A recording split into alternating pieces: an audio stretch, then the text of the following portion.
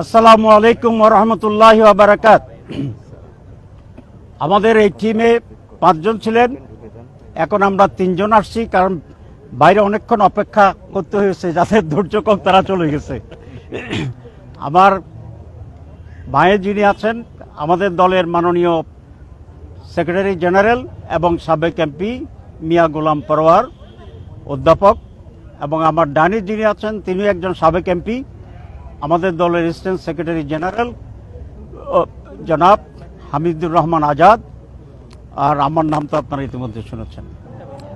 আজকে আপনারা ইতিমধ্যে জেনেছেন যে প্রধান উপদেষ্টা এবং রিফর্ম কমিশনের নতুনভাবে যারা সদস্য ছিলেন তাদের সাথে বৈঠক হয়েছে।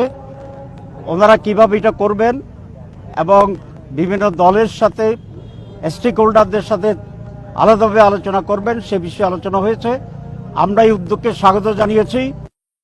সকল পজিটিভ সিদ্ধান্তে জামাতে ইসলামী সমর্থন জানাবে, আমরা এটা ঘোষণা করছি এবং আমরা এটা বলেছি যে এই সংস্কার কমিশনের চূড়ান্ত সিদ্ধান্তগুলো পৌঁছার পরে যথাশীঘ্র সম্ভব যাতে নির্বাচন অনুষ্ঠিত হয় সেই প্রস্তুতি গ্রহণ করার জন্যে আজকে মূলত এটা ছিল জিস্ট অব দি ডিসকাশন।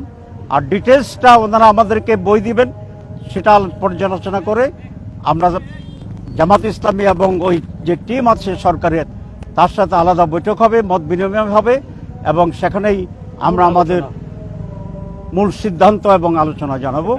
এটাই আজকের মূল প্রতিপাদ্য বিষয়। আপনাদের সবাইকে ধন্যবাদ। আসসালামু আলাইকুম ওয়া রাহমাতুল্লাহ। নির্বাচন নিয়ে আপনারা কোনো প্রস্তাবনা দিচ্ছেন যে কোন নির্বাচনটা আগে? আমরা বলেছি যে সংস্কার প্রয়োজন, এই জন্য সংস্কারটার উপরে আমরা ঐকমত্য হই, তারপরে যথাশীঘ্র সম্ভব নির্বাচন অনুষ্ঠিত হবে। প্রধান উপদেষ্টা তো বলছেন আমরা সেটা দেখছি how it goes. Thank you very much. Thank you.